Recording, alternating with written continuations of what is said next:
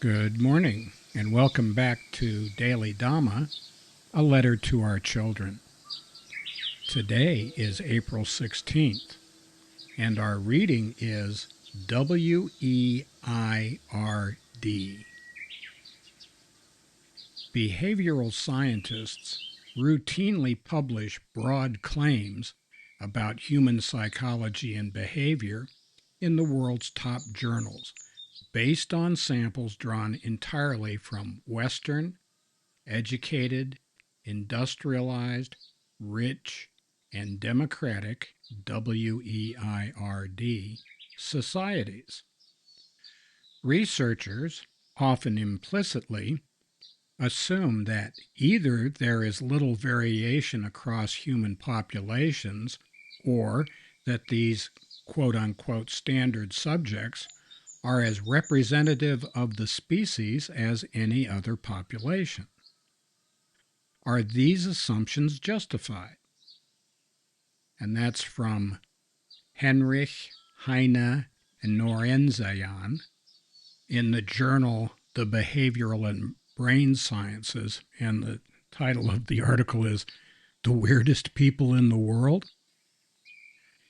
These days we hear a lot about diversity coming from campuses in the West and from elites around the world who were educated there. Their view is that everyone would be better off if we followed their example and got with the postmodern program. To us, that's homogenizing culture, not preserving diversity. If academics weren't so influential, the hubris would be funny. We must be humble about what we think we know. The noble ones say, not for sure.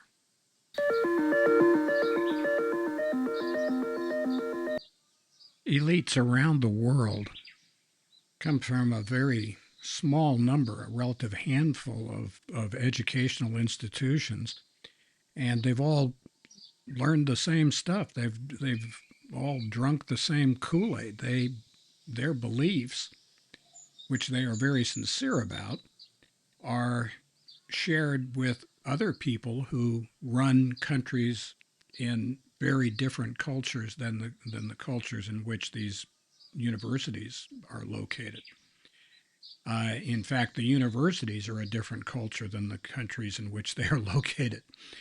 There's a big difference between elite, hoity-toity, Ivy League educated people and what the rest of the people believe. And that gulf is wide and getting wider. We're reminded of the quote from William F. Buckley that he would rather be governed by the first 1,000 names in the Boston telephone book than by the faculty of Harvard University. Boy, we agree with that. We see quite a bit of evidence for that here, too. Young people, mid-20s, finish their college education and come to teach in Japan in the Japan English teacher program, JET. When you're a jet all the way.